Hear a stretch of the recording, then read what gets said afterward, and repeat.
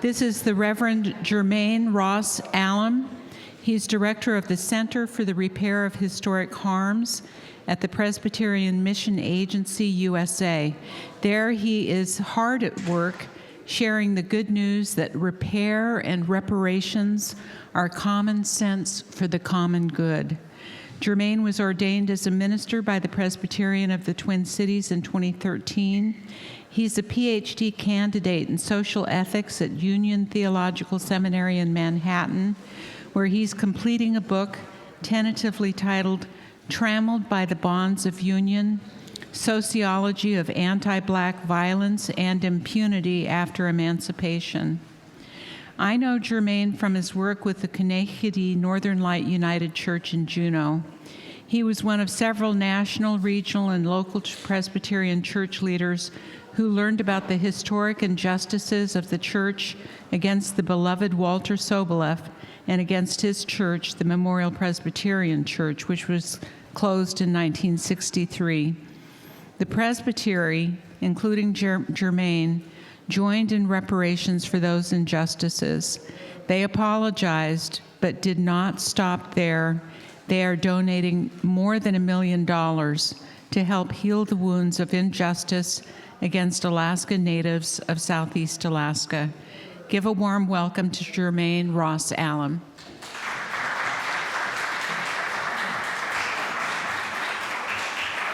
Thank you so much. I want to first of all just say thank you to Jocelyn and to Peter for the invitation to be with you today and to come and speak. And I also want to just thank the people of this land for welcoming me and for continuing to be an example of what it means to seek healing after generations of harm. The talk that I prepared for you today is going to be shrunk down just a little bit because of the wonderful thing that just happened a few minutes ago, and it will also help me answer the question that I was asking myself last night, which was, why did you say again that you would speak for 1 hour?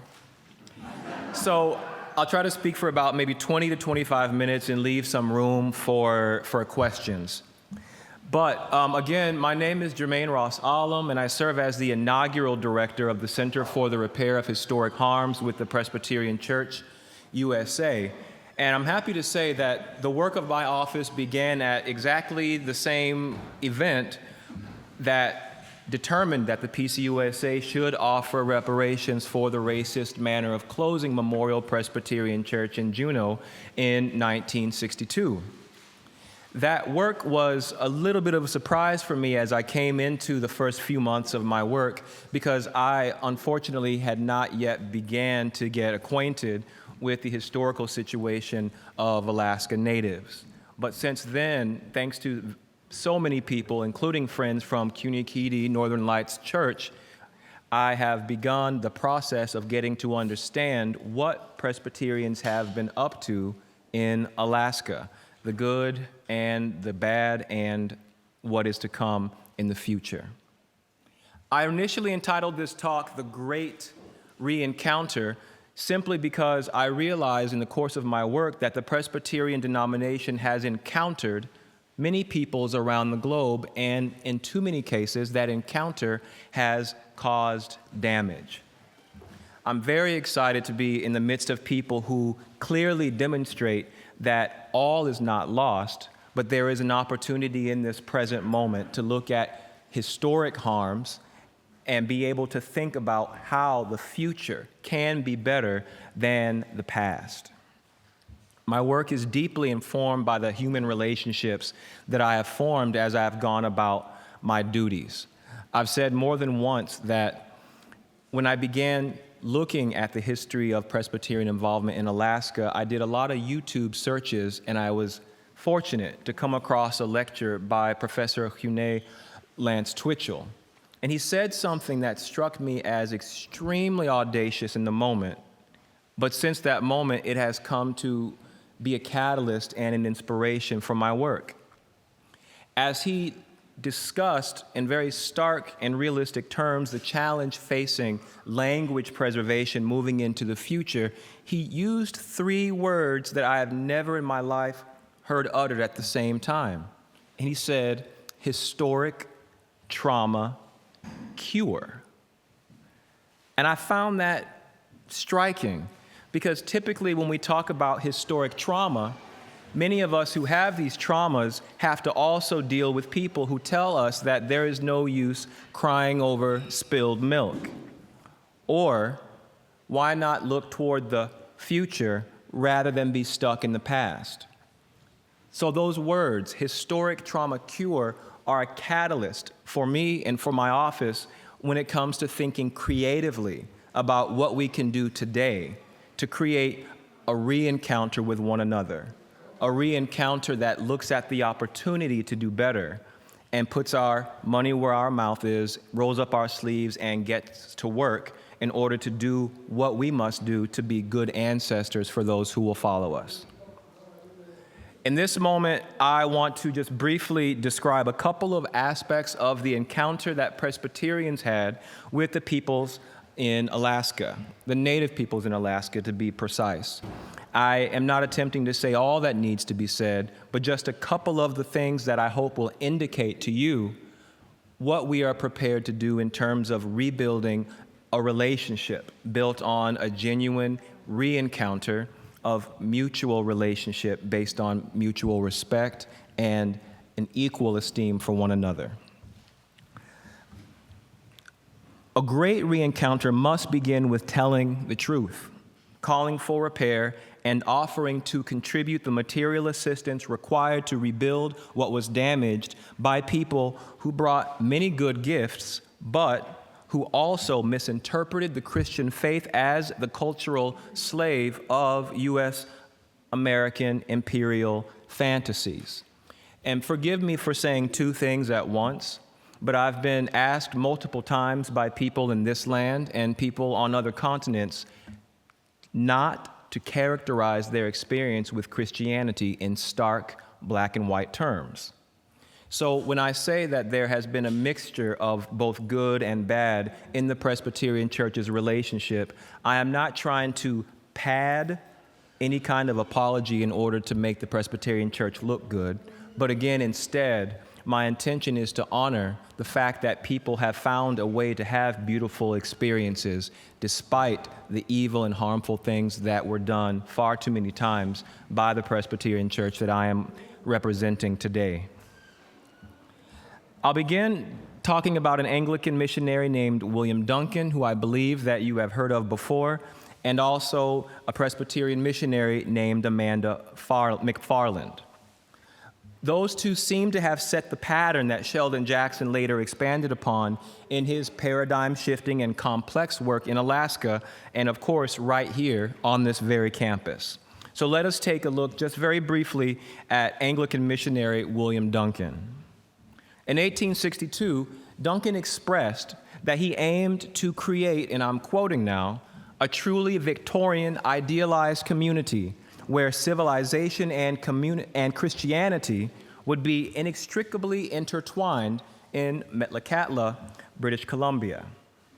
While serving at Fort Simpson in British Columbia in 1862, before relocating to Metlakatla, true to form of Victorian paternalism, Duncan wrote that he wished to protect natives from the harmful impact of miners, who he said were rushing past us in search for gold, and whom, according to Duncan, involved a serious train of evils to spring up around the people that they encountered. Duncan's work was so successful in the land of the Tsimshian Nation that word spread among Tlingit and others that inspired them to be relentless in their determination to achieve some of the benefits for their own people that come from the activities of the Christian missionaries taking place in their lands. When Sheldon Jackson learned of Native Alaskans' interest in Christianity, Western education, and other cultural exchanges, Jackson eventually succeeded in persuading reluctant Presbyterians to start a mission in Wrangell in 1867, before Jackson later relocated to Sitka in 1877. Before Jackson's arrival, however, Duncan and McFarland interpreted a wide range of rituals and spiritual practices of the Tsimshian people as devil worship, apparently without going to the trouble to determine if Tsimshian people understood their own activities in reference to the Christian notion of Satan or the devil. In his role as minister, Duncan even withheld sacraments from Tsimshian converts to Christianity at one point. Duncan took this approach, for which he was later censured by church authorities, but he took this approach out of his own fear that certain recently discontinued practices among the Tsimshian would contribute to a misunderstanding among them regarding the true meaning of consuming the body and blood of Christ. From this perspective, it does not require a moral genius to perceive that in the process of identifying themselves as saviors, Duncan and McFarland participated in the introduction of a stark binary in Alaska between Christianity and Native American ways of life. This binary view insisted that Christianity has the power to save, while indigenous beliefs only earn damnation for their adherents. For example, while serving at Fort Simpson in British Columbia in 1862, before relocating to Metlakatla, Duncan wrote that he sought to protect the natives from all evil influences, their own and those of miners and the government. It was during this time period that Duncan's Victorian fantasies of a model Christian village for Alaska natives began to take shape in that world that would characterize Sheldon Jackson's own approach to Christian mission and his government work establishing education policy in Alaska. Duncan believed that moving his mission from Fort Simpson to Metlakatla would benefit the Tsimshian people by removing Christian Indians and those who value instruction away from both the sites and the influence of what he referred to as heathenism.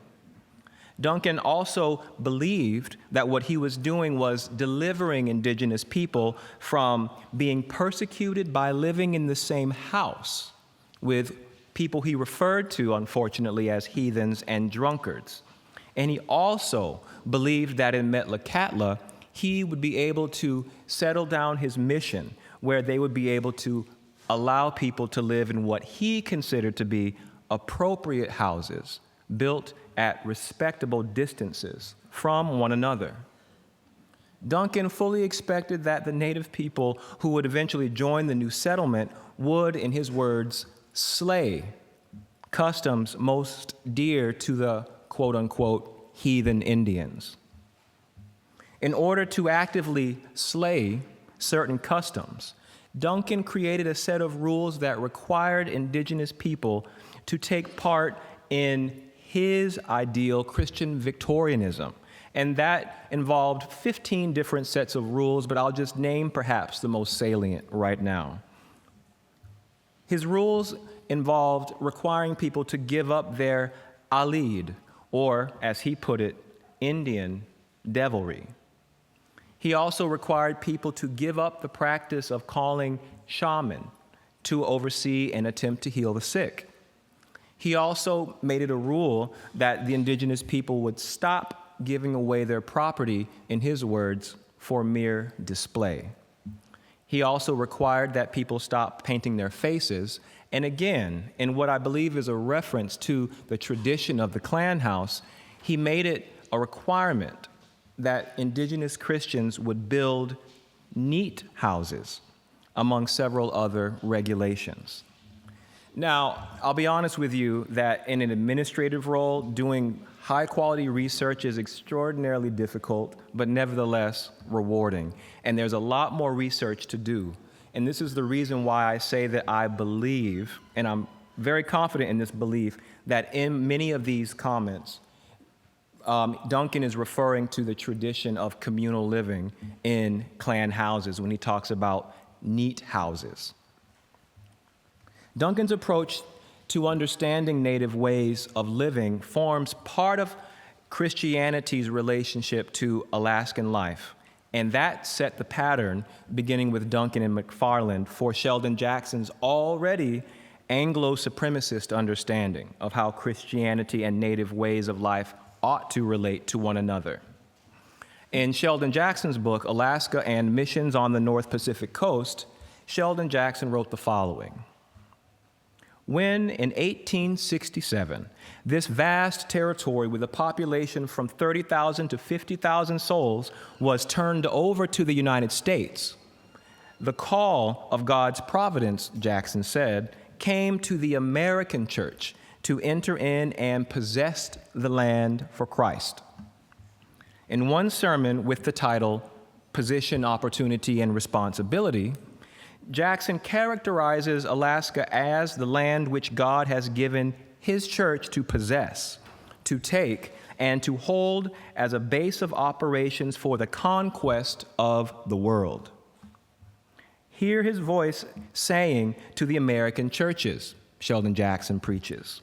Hear the voice of God saying to the American churches, I give you from ocean to ocean all of this land to lead and to control the settlement of the West, meaning the lower 48, and Alaska. This is a Christian sermon. This sea to shining sea interpretation of Christianity is an extension of the spirit of settler colonialism attempting to possess and to justify the colonial and imperial competition between Western powers at the expense of Native and indigenous peoples in Alaska and around the world. This is, of course, not even close to what the Palestinian mother's child named Jesus or even the Apostle Paul had in mind. And to be clear, Jackson's Anglophone imperial Christianity is not Sheldon Jackson's entire story, nor is the damage of imperial Christianity the full story of how Alaska natives have engaged Christian faith. But the colonial damage of imperial U.S. American-style Christianity is one of the parts of our collective story together that requires our cooperation so that the necessary repairs that you call for can, in fact, be made. We should also mention that Sheldon Jackson also held a very favorable, or rather an unfavorable, opinion of the moral direction of certain populations of white people in the United States in the last quarter century as well, just in case we believe that his disapproval was reserved only for the indigenous people of Alaska. In a book called Winning the West for Christ, Sheldon Jackson recalls that, or the author rather recalls that Jackson described education as a great power and said that it can be made a greater power for good or, if directed otherwise, a greater power for evil. He used the words sold out and betrayed to deplore the exclusion of the Bible from Colorado public schools. And Sheldon Jackson reminded his brethren that a religious education is a vastly more healthful power than of a purely intellectual order. So this is all just to say that the mistakes that Sheldon Jackson made while Sheldon Jackson was here in Alaska, he made those mistakes in the United States, in many, many contexts. That does not, of course, blunt the damage caused by the harmful things that he did, but it simply shows that we have a wide range of repairs to make, even as we focus on the particulars of this context today. Jackson also characterized the Klan House in the following way. In sections of Alaska, the uncivilized natives are accustomed to herd in large houses with several families occupying the same room and cooking around a common fire. He goes on to say, in these same homes are taught and sometimes even yet practiced the horrible cruelties of witchcraft. His point in all of this is to urge the teacher that would be true to his mission and accomplish the most good to try to educate them out of and away from the training of their home life. The ideal teacher, therefore, would ensure that students were taught that both the law of God and the law of the land forbid more than one man and one woman living together as husband and wife, that each family should have a separate home, however small. This is almost certainly a reference to the Klan House. records show that some Christian missionaries understood that as with prohibitions on Tlingit and other indigenous languages, Victorian-style teaching could potentially serve to alienate or remove Native Alaskan converts from the clan houses and therefore away from lands that were coveted by commercial and other interests. The choice to use Christian education to override cultural forms of communal living is only one consequence of an imperial Christian paternalism that failed to distinguish certain habits of modern English-speaking culture from the ancient ways of the Christian faith. There is a deep, deep trauma inflicted on human beings when that part of culture is destroyed or suppressed that binds individuals to their clans, villages, and culture at the depth level of personality and communal belonging. Many of us know what it is like to live with that trauma. Today, I want to share with you the fact that not only do I serve as the director of the Center for the Repair of Historic Harms, but in case you didn't notice, I'm also a person of African descent. More than one time have I heard people express surprise that the Presbyterian Church sent someone like me when they were perhaps expecting someone more like my good friend, Reverend Dr. Charles Insminger. But as you might have guessed, thinking about your own experiences with the Presbyterian Church and the experiences that you've had and your ancestors with Sheldon Jackson, the Presbyterian tradition is made up of people whose ancestors have both inflicted historical harms, and the Presbyterian Church is made up of people who continue to seek to heal and get reparations for historical harms. We contain both. I like to consider myself a Henry Highland Garnet Presbyterian. Henry Highland Garnet was a Presbyterian who in the 19th century was infamous and inspirational for telling enslaved people who were enslaved by many Presbyterians that God does not accept as an excuse the fact that you could not live the life God gave you simply because you are an enslaved person. This is not popular Presbyterian theology, but it does sit quite nicely next to John Calvin if you read the right passages. Henry Highland Garnet's words are important because it reminds us that within the Presbyterian Church, you have always had the best and you have always had the worst of what U.S. American Protestantism has had to offer. Presbyterians encouraged westward expansion as a kind of entitlement that people of European descent should indulge in, and Presbyterians also saw that this was a move toward disaster that should be avoided at all costs.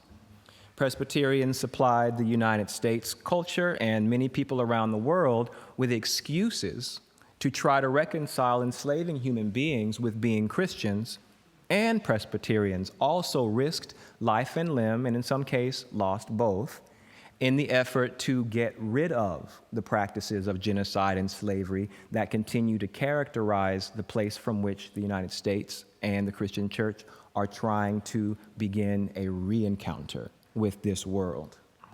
So I want to end what I'm saying right now by simply emphasizing that what is necessary for us to do right now is to confer with one another, to continue to discuss what the historical harms are that have taken place, but to join the words of lament and those words of anger and even of rage with words that help us to look forward to what I refer to as the great re-encounter.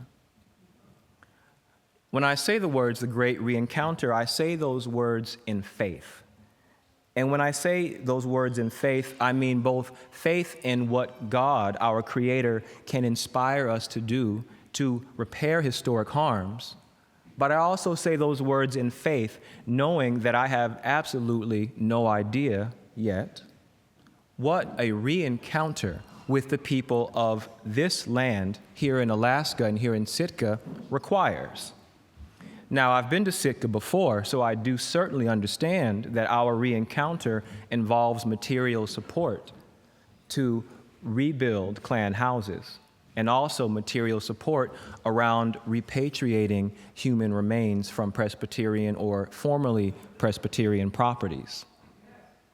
We also understand that our encounter will also require us to pay careful attention to what it requires of us as a denomination to play an appropriate role in revitalizing languages that we ardently helped bring to the brink of extinction.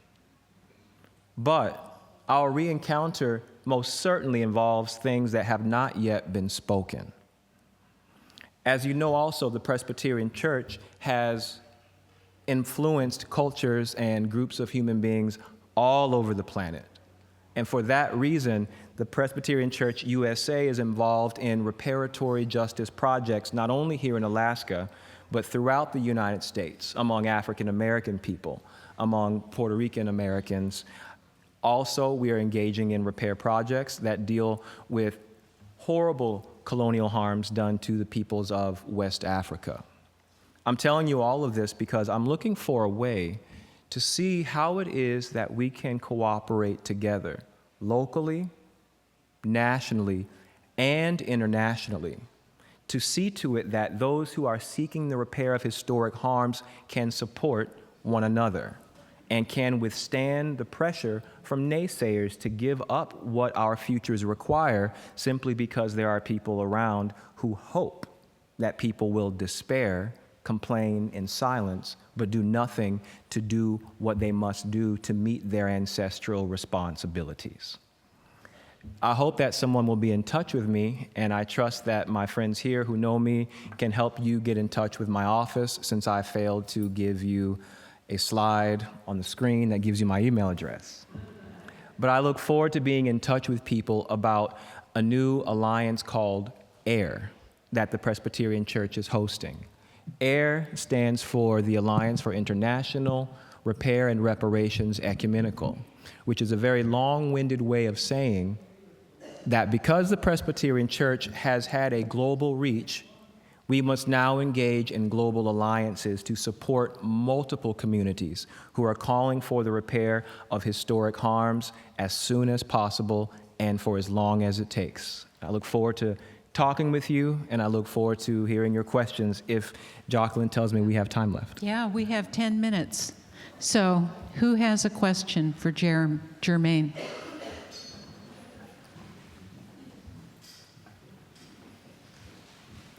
Somebody from the press. Oh, here's one.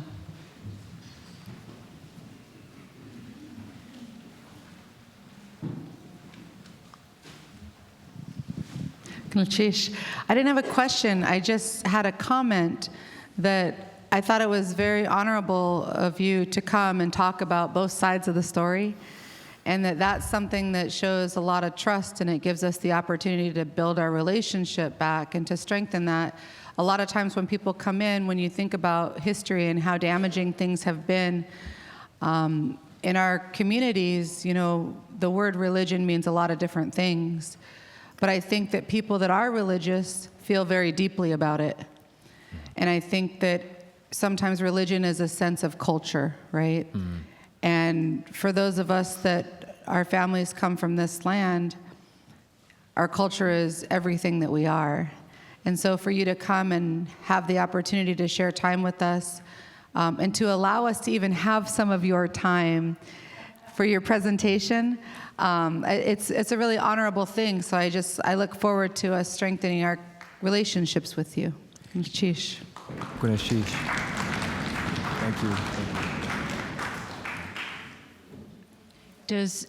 Is there anybody else from the Presbyterian Church who wants to add to what Jermaine shared with us?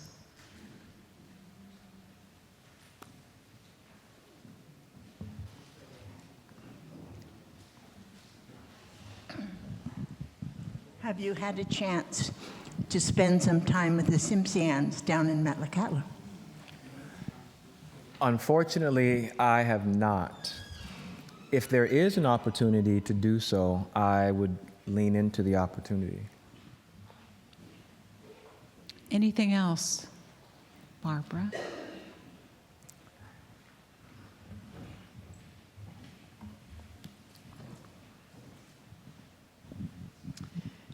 One of the things we, when we were writing the overture, and really at the end we were considering, well, what are we asking for?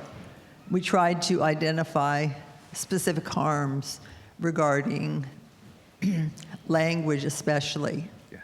And we talked about strengthening our language programs, strengthening the churches in the small communities.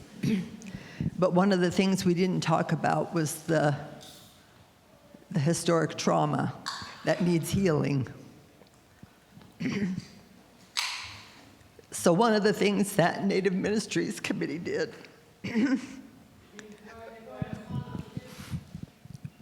was to contribute $100,000 for healing to the tribe.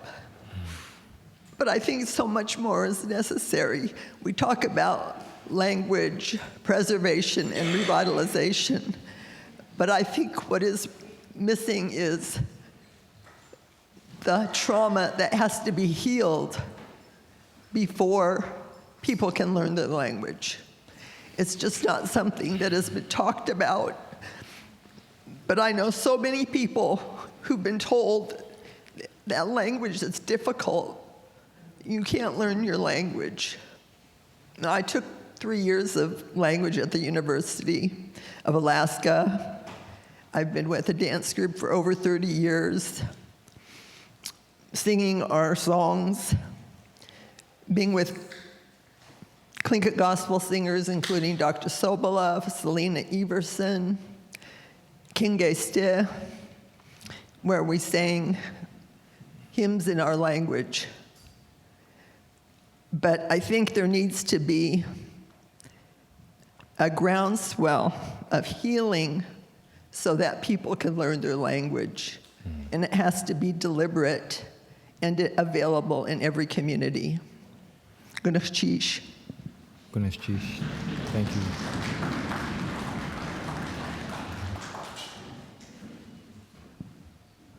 Jermaine, did you have any comments?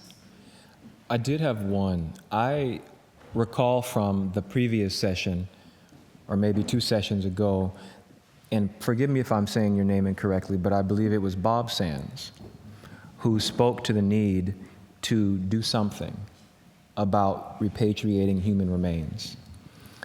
I've heard this from more than one group of people, and I would like you to know that the Presbyterian Church has been at the very beginning stages of finding out how to organize with other denominations who also have it as their responsibility to play an assisting role according to what is being called for to repatriate human remains, not only from former Presbyterian-owned properties here in Alaska, but elsewhere in the lower 48 and Canada, and I suspect elsewhere. When I say I suspect elsewhere, I mean that, as you heard earlier, what has already happened in Alaska, specifically in Juneau, has already served globally as a model for what is possible. People ask me 3 times what I do for a living when I say I direct the Center for the Repair of Historic Harms.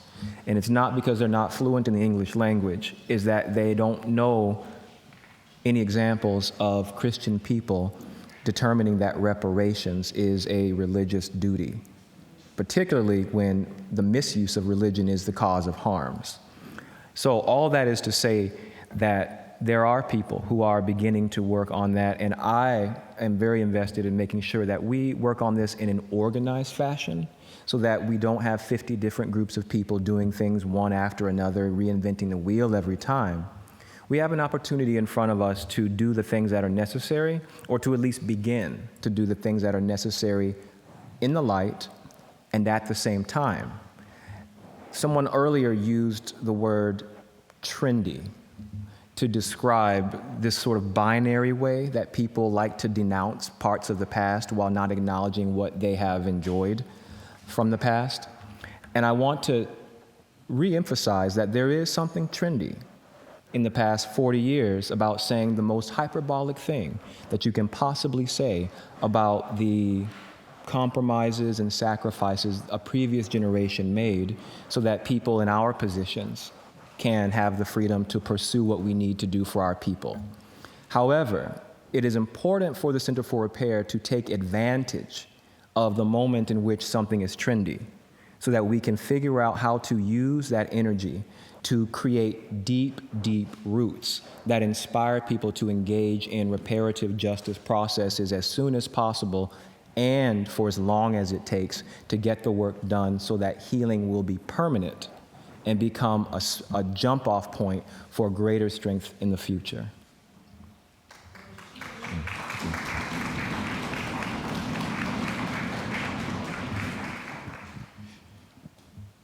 Usually I don't know exactly what I need to stand up for. But there's a lot of things that I think about in regards to the church, religion, faith, which our culture had. We were, some people call it ceremony. I believe it was my sister Nora, she wrote in the book that Tlingit people were religious, had a belief in God, had a belief in power of faith, that if you call upon what we called Hashiganya for help, the Hashiganya would help them. But, we talk also about so many things that have hurt us. But as I was working with my son Paul and naming the church in Juneau, it was a house of healing. And I remember Bob, some others talking about how some of the churches has done a lot of good. And I suppose it's when you have a good pastor who does things in the name of God and living the life, will do the right things. But in time, we will all stand before the King. And I believe our people understood that very well. And I remember my uncle, my father's brother's wife, singing the song. Yonde kochtu nachtu yadu ani quaniti tlitze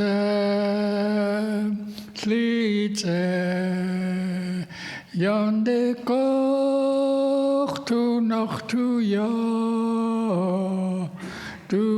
ani quaniti tlitze chankau Kekuchsagu yonde gachtu naktu ya. And I'm sure you know the tune. We shall stand before the King. And so I was appreciative of my pastor in Juneau. Just out of the blue, he says, America's going to have to pay one day in judgment for what they've done to the American Indians. Mm-hmm. And so, but also we look forward to, apologies fine, but as we heard over here, there's trauma. What happens to punitive damages that you can't see, you can't measure, but it's there? How is that dealt with? It's like American navies want to go to cake and apologize. But what about all the damage they done to the community and how they destroyed the community and took a lot of that community? But yet we rise up and become still a community. But I think more than an apology is better. There's some things that need to really take place. And I suppose we could use our imagination, and each one of us have a different way of what else should be done than just an apology. I thank you for your kind ears. And I thank you for listening this afternoon. If I could respond just briefly, Okay. I know we got to keep it moving. I don't want to take anyone else's time, but Paul, thank you for your words. And you remind me of the piece of the presentation that I just took out.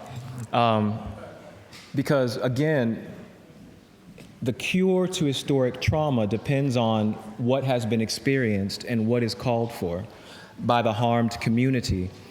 And according to what you've just said, you simply remind me of the fact that many groups of people have experienced Christianity through the processes of colonization, and we have yet to even learn how to count the different forms of trauma that we experience.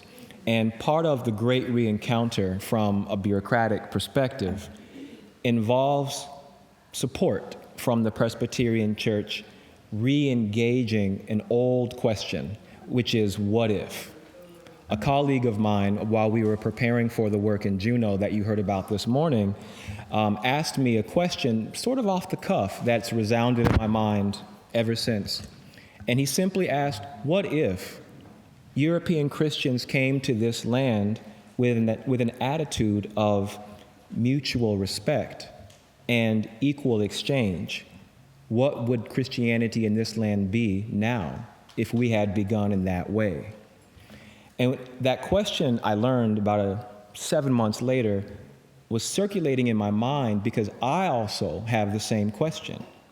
What if Christian missionaries from Europe had come to Africa not looking for money and slaves and falsifying Christianity to smooth out the process? But what if they actually learned local African languages, learned the cosmologies, and created contexts where people could, with intelligence and mutual respect, come to an understanding of what might happen when these two different things come together in an atmosphere of peace? That what if question is not simply a lament about yesterday, but that's actually a sign for what we can begin to do today, to begin to heal ourselves in addition to other reparative processes, and what we might begin to do today that might prevent future generations from trying to think about Creator, think about Christianity strictly in those capitalist, white supremacist, Victorian terms that were invented in order to make money and steal land with impunity. So thank you again for asking that question and for sharing your story in that beautiful song. And Gwyneth Chish for listening. So Jermaine traveled here all the way from Puerto Rico. Who knows what time zone he's in? But he'll be here for the rest of the conference, right? Yes. So feel free to approach him and share your thoughts and comments with him while he's here.